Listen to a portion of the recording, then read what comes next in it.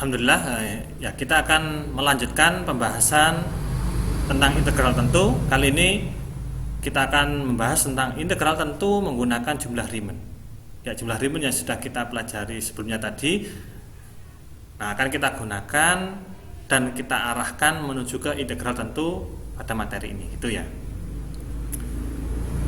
Oke, pastikan kalian sudah cukup memahami tentang penggunaan jumlah Riemann yang sudah kita pelajari sebelumnya tadi ya. Kalau itu sudah dipahami, nanti ketika akan belajar pada materi ini tentang integral tentu menggunakan jumlah Riemann akan lebih mudah gitu ya. Oke, sebelum ke penggunaan jumlah Riemann, nah kita lihat dulu definisi dari integral tentu itu sendiri. Oke, P adalah partisi. Nah, ada partisinya. Delta X1 sama dengan X1 min X1 min 1. Oke. X bar I adalah titik sampelnya. Nah, mutlak ya, atau disebut dengan norm P. Nah, ini tanda mutlak tapi ada double ya. Yang menyatakan interval terpanjang dari partisi P. Oke. Norm P itu adalah interval terpanjang dari partisi P. Nah, interval itu adalah bisa kita lihat dari delta X-nya tadi. Delta X-nya nanti kita memperoleh interval-interval gitu ya. Nah, interval yang terpanjang itu adalah yang menjadi norm P-nya. Oke ya. Nah, kita lihat di contoh 4.1 dan contoh 4.2 tadi. Nah, kalau yang di contoh 4.1 ini norm P-nya itu adalah 0,5. Kenapa kok 0,5? Ya, karena setiap partisi panjang intervalnya adalah sama, yaitu 0,5. Nah, ini kan min 1 ke min 0,5, min 0,5 ke 0 dan seterusnya. Ini kan jaraknya sama, maka norm P-nya adalah 0,5. Oke. Nah, kemudian kalau di contoh yang 4.2 tadi, nah ini karena intervalnya beda, berarti kita mencari norm P-nya atau yang interval terpanjangnya. Kalau yang partisi pertama itu adalah 1,1, kemudian partisi kedua adalah 0,9, partisi ketiga adalah 1,2, partisi keempat 0,8, dan partisi terakhir adalah 1. Maka norm P-nya adalah 1,2 yang diperoleh dari partisi yang ketiga ini ya. Dari 2 ke 3,2 itu kan jaraknya 1,2. Maka itu adalah norm P-nya. Yang misalkan interval terpanjang dari partisi P. Itu ya maksudnya ya. Jadi norm P itu kita cari partisi-partisi, jarak partisinya, kemudian yang terpanjang itu adalah norm P-nya. Oke, itu ya. Oke. Nah, integral tentu, misalkan f adalah suatu fungsi yang didefinisikan pada interval tertutup a sampai b. Nah, dari limit ini ya, limit norm P-nya mendekati 0, sigma i sama dengan 1 sampai n dari f x bar i sampai dikali delta xi adalah ada. Berarti fungsinya limitnya ini harus ada dulu ya. Apa makna dari limitnya ada? Nah, ini adalah bisa dilihat di materi kemarin itu ya, materi-materi sebelumnya tentang kalkulus gitu ya. Intinya kalau limitnya ini adalah ada nilainya. Kalau dikerjakan hasilnya tak hingga tidak terdefinisi, nah itu berarti limitnya tidak ada gitu ya. Berarti tidak bisa menggunakan integral tentu. Kalau ada berarti ya limitnya ada nilainya. Kemudian juga limit kiri sama dengan limit kanan. Nah, itu juga salah satu indikatornya ya. Tapi di sini limitnya dikatakan ada gitu ya. Berarti ada nilainya. Oke. Nah, untuk delta P-nya, norm P-nya mendekati 0. Padahal kan tadi kan informasinya yang terpanjang. Nah, kenapa kok ini norm P-nya adalah mendekati 0? Ya, karena apa? Karena untuk suatu gambar ya, suatu grafik ini kalau partisinya semakin kecil, semakin membentuk grafik ini, maka kan panjangnya itu adalah mendekati 0. Bukan 0 ya, kalau 0 kan nggak ada jaraknya, tapi mendekati 0. Ya 0,0000 berapa gitu, 1. Itu kan sangat kecil sekali.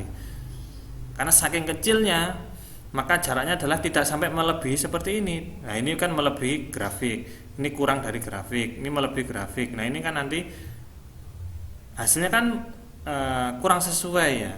Supaya sesuai ya harus dibuat partisi yang sedetail mungkin, sehingga partisinya itu adalah jaraknya mendekati 0. Maka di sini adalah limitnya mendekati 0 supaya partisinya itu memang mendekati grafik yang sebenarnya. Seakan-akan nggak ada yang sampai melebihi seperti ini, nggak ada yang kurang dan sebagainya gitu ya. Makanya di sini norp-nya mendekati 0. Bukan sama dengan 0 ya. Kalau sama dengan 0 berarti nggak ada jaraknya, tapi ini mendekati 0, berarti 0, sekian gitu ya. Oke. F terintegrasikan pada interval A sampai B. Ini ya. Selanjutnya integral dari B sampai dengan A f(x) dx disebut integral tentu atau integral Riemann. F fungsi dari A ke B diberikan. Nah, ini ya. Dari sini tadi limit integral tentu ini, nah itu sama dengan integral dari B ke A dari fungsi f(x) dx.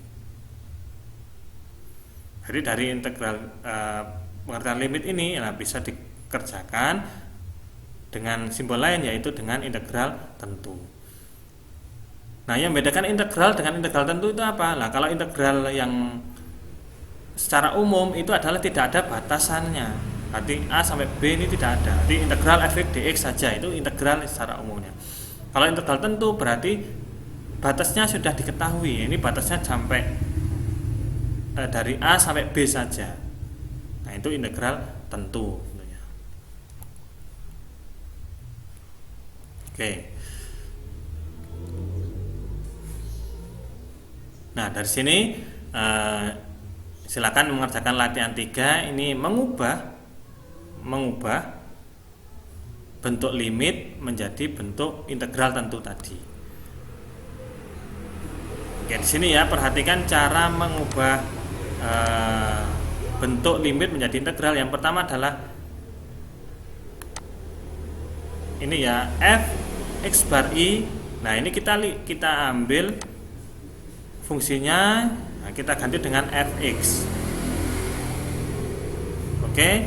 Kemudian intervalnya, interval pada limit itu menjadi batas di integralnya ini.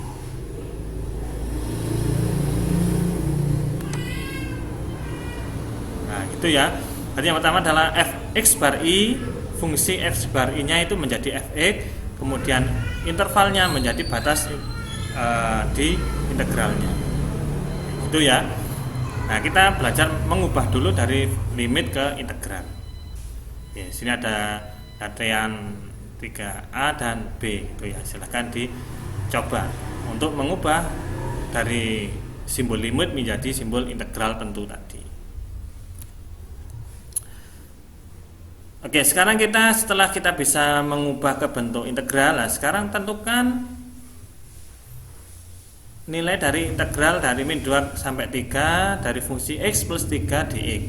Ya, ini kita materi tentang perhitungan integral tentu ya, contoh 4.3. Nah, yang pertama di sini adalah diketahui bahwa partisinya itu adalah dari interval min 2 sampai 3 ini ya. Dari min 2 sampai 3, kemudian menjadikan n interval ya tidak diketahui n-nya berapa, berarti n interval bagian dengan panjang delta x-nya adalah 5/n. 5 dari mana? 5 adalah dari min 2 ke 3 itu kan ada 5 ya, min 2, min 1, 0, 1, 2, 3 ada 5. Jadi delta x-nya adalah ada 5/n. Oke. Ini juga sudah kita pelajari sebelumnya di materi yang kemarin. Kemudian pada interval xi min 1 sampai xi itu digunakan gunakan X bar I nya sama dengan XI. Maksudnya apa?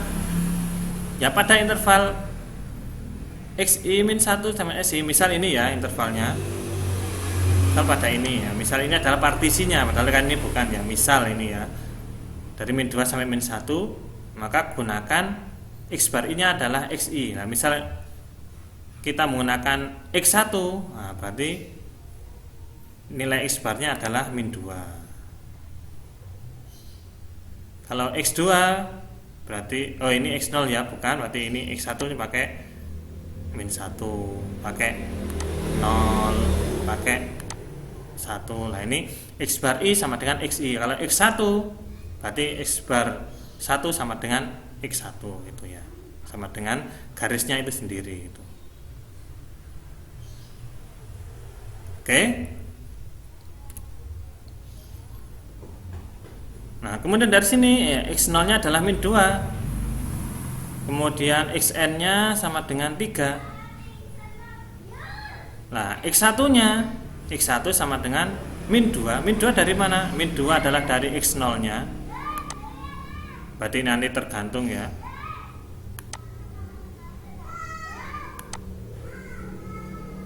Oke, ini min 2 dari A nya, interval A nya atau X0 nya, kemudian delta X sama dengan tadi delta X nya adalah 5/n, sehingga X1 sama dengan min 2 plus 5/n. Oke gitu ya. Kemudian sampai dengan XI. Nah ini adalah XI yang nanti akan kita gunakan. XI berarti sama dengan min 2, min 2 tetap sama ya, ini min 2 semua, ditambah I kali delta X, sehingga sama dengan min 2 plus 5I delta X. Nah ini adalah yang kita gunakan, XI dan delta X. Nah ini adalah dua persamaan yang akan kita gunakan ya. Delta X nya 5/n, kemudian XI nya adalah min 2 plus 5I per n itu ya. Oke. Kemudian fxi nya, karena fungsinya adalah X plus 3, maka di sini menjadi XI plus 3 ya. Fx nya adalah X plus 3, maka fxi sama dengan XI plus 3. Ini sesuai dengan fungsinya. Kemudian kita ganti xi nya tadi apa? Nah ini kan xi nya kita ambil dari sini. Nah sehingga menjadi min 2 plus 5i per n plus 3 ya. Xi nya kita ganti ini min 2 plus 5i per n plus 3. Nah kemudian kita sederhanakan menjadi 1 plus 5i per n itu ya. Ini kan min 2 plus 3 kan 1 ya, 5i per n nya tetap. Oke, setelah kita ketahui fxi nya, nah, kita masukkan ke nilai sigmanya. Oke, kita masukkan ke sigmanya. Sigma dari i sama dengan 1 sampai dengan n dari fx bar i kali delta xi sama dengan, karena tadi x bar i sama dengan xi, nah kita ganti ini, hanya mengganti ini saja. Karena tadi keterangannya adalah x bar i sama dengan xi gitu ya. Kemudian fxi, nah ini kan fxi nya, nah kita ganti ini, kita masukkan ke sini. Oke, kemudian delta x nya adalah 5/n tadi, nah ini ya 5/n, dan kita operasikan 1 kali 5/n, 5/n, 5i per n kali 5/n, nanti 25i per n kuadrat. Oke, dikalikan biasa. Kemudian kita bisa menggunakan aturan sigma yang penjumlahan, bisa kita pecah. Nah, karena yang pertama ini 5/n tidak mengandung i, maka kita bisa keluarkan dan rumuskan menjadi konstanta itu ya, berarti c per n, c kali n, berarti 5/n kali n gitu ya, nilai sigma dari 5/n. Kemudian ini 25 per n kuadratnya kita keluarkan ke depan, tinggal sigma i. Oke. Kemudian sigma i ini merujuk ke rumus 1 yang kemarin, rumus jumlah khusus yang 1. Nah, itu kan menjadi sigma I sama dengan N kali N plus 1 per 2. Oke, N kali N plus 1 per 2 ini kita kalikan jadi N kuadrat plus N per 2. Kemudian kita pindah ini ya, kita tukarkan N kuadrat dengan 2. Nah, kita tukarkan saja. Jadi di sini menjadi 25 per 2. Dan di sini N kuadrat plus N per N kuadrat. Dan kita sederhanakan ini N kuadrat dengan N kuadrat menjadi 1. N per N kuadrat 1 per N. Oke. Oh yang depan tadi 5 per N kali N kan menjadi 5 itu ya. Itu saja. Nah kemudian dari hasil akhirnya ini P partisip beraturan, kemudian norm P nya mendekati 0 setara dengan N nya tak hingga. Ya N nya sangat banyak sekali ya, sehingga norm P nya dulu mendekati 0.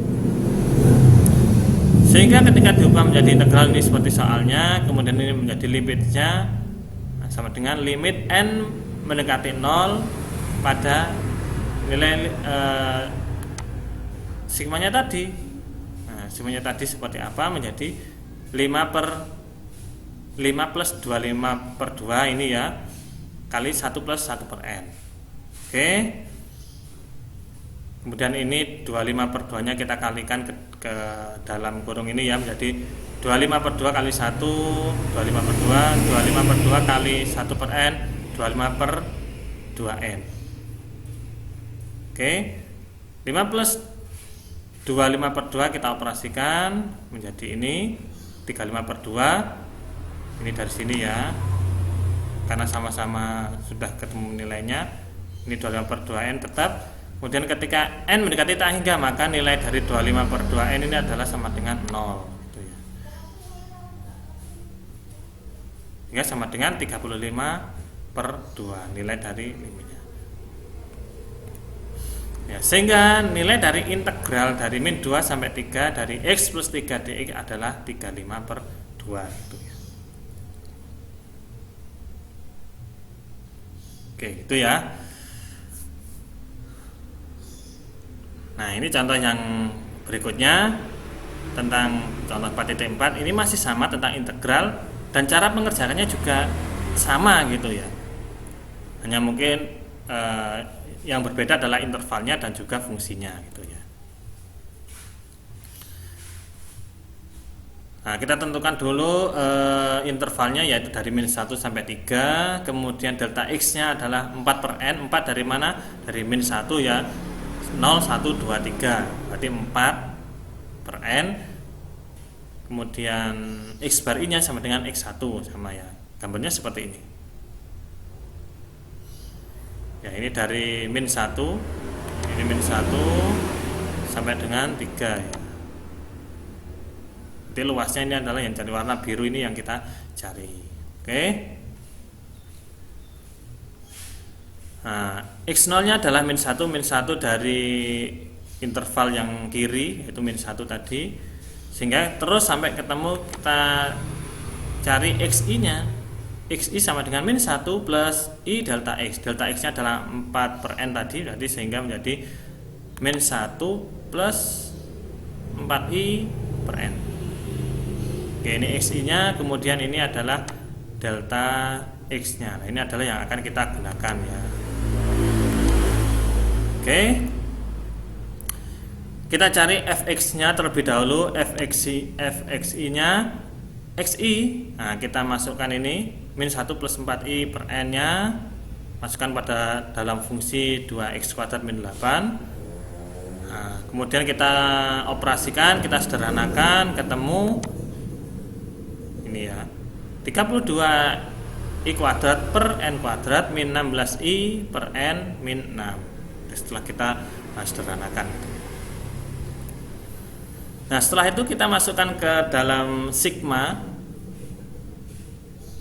Nah, kita masukkan dalam sigma berarti fxi kali delta x. Fxi nya ini kita sudah ketahui ini. Kemudian delta x nya adalah 4 per n tadi, sehingga kita kalikan. Nah ini kalikan, kemudian ini juga dikalikan, nah, ini juga dikalikan, itu ya. Jadi ketemu yang 128i kuadrat per n pangkat 3 min 64i per n kuadrat min 24 per n itu ya. Nah, ini tidak perlu kita samakan penyebut ya, kita biarkan seperti ini. Oke, dari sini kita menggunakan aturan jumlah sigma, tapi di sini karena pengurangan ya hampir sama, tinggal kita ganti plusnya ganti min ya, berarti sigma yang depan ini, kemudian sigma 64i per n kuadrat, sigma 24 per n gitu ya. Kita pecah menjadi beberapa sigma menggunakan aturan. Nah, kemudian yang tidak mengandung i itu kita pindah ke depan, berarti menjadi 128 per n pangkat 3 sigma i kuadrat 64 n kuadrat sigma i terus min 24 n sigma 1 ya, karena kan 1 saja ya. Oke, untuk yang pertama ini menggunakan rumus khusus jumlah, rumus 2 ini menggunakan rumus 1, kemudian ini adalah menggunakan teorema 3.1 kalau yang kemarin itu ya. Nah, kita masukkan nilai-nilainya yang sudah diketahui kemarin. Ini adalah dari jumlah, dari rumus 2, ini dari rumus 1, ini dari teorema kemarin. Kenapa kok n ya? Karena kan c saja, karena c nya adalah 1, maka 1 kali n sama dengan n. Oke, ini kita pindah, kita sederhanakan, kita kalikan gitu ya. Jadi ini kita operasikan n kali n plus 1 kali 2n plus 1, kita operasikan ketemu 2n pangkat 3 plus 3n kuadrat plus n. Kemudian n kali n plus 1 kita operasikan ketemu n kuadrat plus n gitu ya. Dan n kali n ini dicoret gitu ya. Oke. Nah, setelah itu, kita pindahkan ini, kita pindah penyebut saja, kita tukarkan tempat ya, karena sama. Nah, ini juga kita tukarkan tempat. Oke, nanti supaya bisa dicoret gitu ya. Oke, setelah itu lah kita karena ini kita pecah dulu ya. 2n pangkat 3 per n pangkat 3 karena penyebutnya sama, ini juga penyebutnya sama. Nah, ini kita pecah saja ya, supaya nanti mudah dalam pencoretan. Nah, kemudian ini dicoret n pangkat 3 sama n pangkat 3 tinggal 2. Ini tinggal 3 per n, ini 1 per n kuadrat. Kemudian ini juga dicoret n kuadrat per n kuadrat sama dengan 1, n per n kuadrat 1 per n.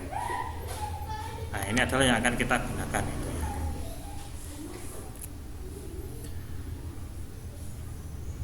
Oke, dari partisi ini kita masukkan ke limit dari fungsi yang terakhir tadi ini.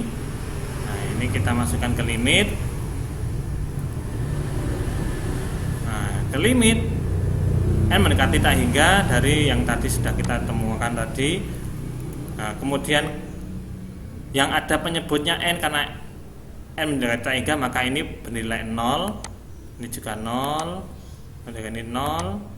Jadi tinggal 64 per 3 kali 2 min 32 kali 1 dan juga min 24. Hasilnya ketemu min 13,3. Nah, jadi nilai integral dari min 1 sampai 3 dari 2x kuadrat min 8 dx adalah min 13,3. Ya, hasilnya negatif. Ya, kenapa kok negatif? Karena kalau dilihat dari gambar saja itu kan luas yang atas dan bawah ini kan luasan yang bawah ya, maka hasilnya negatif karena di bawah koordinat dari x itu ya. Nah, ya ini yang di bawah sekian luas ya, yang di atas kan hanya kecil ini ya, maka nilainya bernilai negatif gitu. Tapi tidak masalah gitu ya. Apa yang kita peroleh yaitu nilainya itulah. Oke, itu dari contoh 4.4-nya tadi. Oke, sebagai latihan tentang penggunaan jumlah Riemann pada integral tentu ya, silahkan dicoba latihan 4 ya, A dan B. Nah, dan di sini juga sudah ada kuncinya.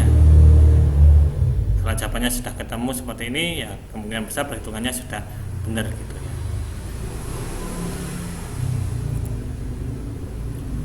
Oke, demikian materi tentang integral tentu pada jumlah Riemann, ya selanjutnya kita akan membahas tentang integral tentu itu sendiri. Simak video berikutnya.